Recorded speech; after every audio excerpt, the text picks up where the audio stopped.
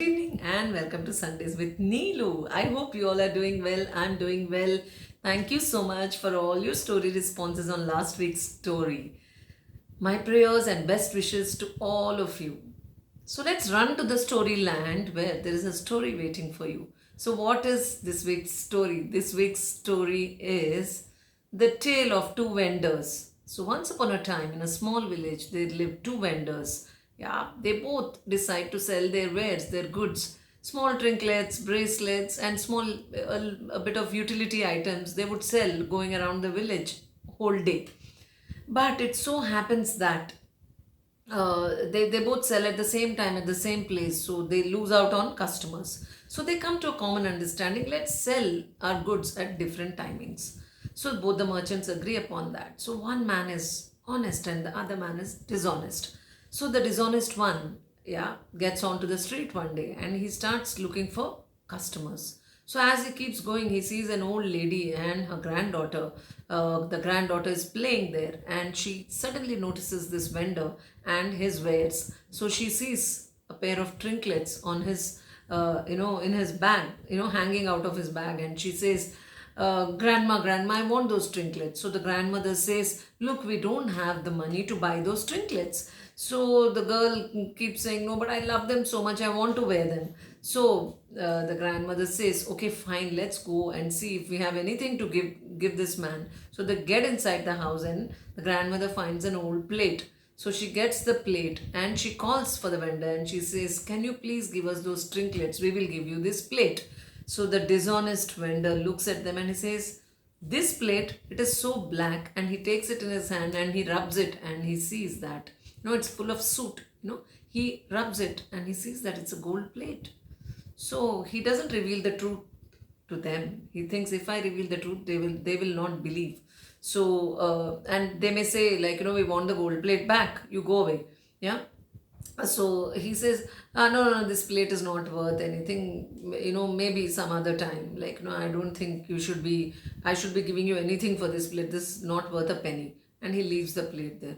So both of them feel sad, the grandmother and the granddaughter, and they say, fine, and then the vendor goes away. So later, the good vendor keeps going that side in the same street. So he also has some trinkets, bracelets, and some utility items. So this little girl again notices. She says, Grandma, this man seems to be honest. Let us, ask him. He also has some trinkets out there. So they stop and they stop the vendor and they ask, Will you please give us, those trinkets? We have a plate to offer, but we don't have money. So the honest vendor sits there, looks at the plate, rubs it, and he also notices that that is a gold plate. So he says, But this is a gold plate. Even if I give away all my wares, or whatever I have, it's not going to be enough. How can I accept this plate and give you such less in return? So both the grandmother and granddaughter say, Oh, is it a gold plate? But let it be, it's all right. My granddaughter wants to wear those trinkets. Please, take this plate. So the man says, in on one condition, I will give what all I have, and I'll give you all the money I have, and I will just keep 8 cents for myself so that I can cross the river and go to the other side. And please accept all this in return. So they agree, and the girl feels very happy wearing the trinket. She thanks the man, and he takes the gold plate, and he keeps 8 cents for himself, and he gives away all the money which he has, and he goes away from there. And the honest man goes to the shore. He gives the 8 cents to the boatman, and he says, Can you please help me cross the river? So and he sits in the boat. Meanwhile, it's time for the dishonest vendor to come there. So he comes there, and this time he says, Now again, I'll go to this grand old lady and her granddaughter, and this time I'll tell them that, okay, fine, give me the plate. I'll give you those trinkets, and so that I can keep the gold plate for myself and I can make a lot of money.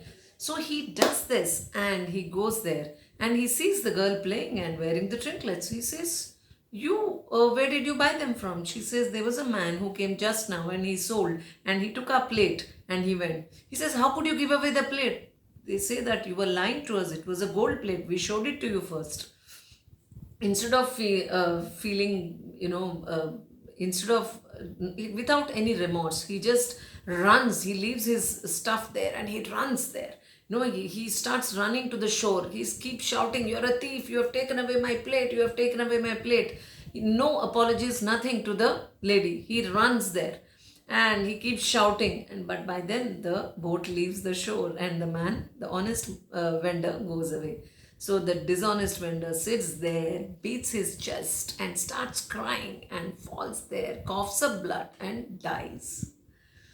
So there ends the story. So a little story on honesty. So most of the time, if you're honest, you don't have to really worry about anything. This is what I feel. Yeah, if you tell a lie, then you have to tell 10 lies. Yeah, you have to add more lies to it. Somehow the situation becomes very complicated. So I do believe in saying things in a simple way and the way I feel like saying. So it's very difficult to speak your truth, but I feel that all of us, when we speak our truth, it's much more, life is much more simpler and easier. Yeah. So while reading this story, I remembered how I spent my summer holidays at my grandmother's place. Okay, my grandmother also had these huge brass utensils in which they cooked, and the taste of the food was very different. One instance I remember, they had this charcoal stoves. You can call them stoves, yeah. And on that they would we would get huge jackfruit. We would get jackfruits and we would remove those seeds. My grandmother and all would remove those seeds, and the seeds of the jackfruit were put in the charcoal all evening, and next day morning they would taste so good. So when I grew up, I always used to demand, I used to ask my mother to make a particular dish in that brass utensil. She actually didn't have any brass utensils. By the time we grew up, it was like all steel.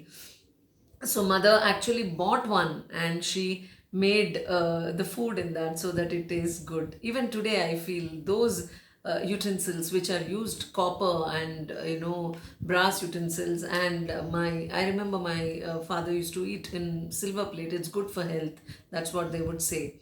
Yeah, silver plate with a small gold flower. Yeah, flower in that, and that was supposed to be very good. So yeah, those things are not there anymore. We are using non-stick and we are using aluminium. I don't know what, not what, plastic. We don't know what we are using, but it's always the old utensils are the good ones and they give you good health, is what I feel. Even today, the iron utensils are also used in many places in small towns and they're very good. Yeah, they give you good health.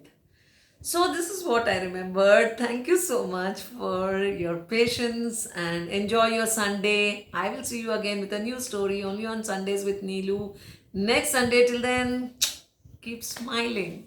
Ciao.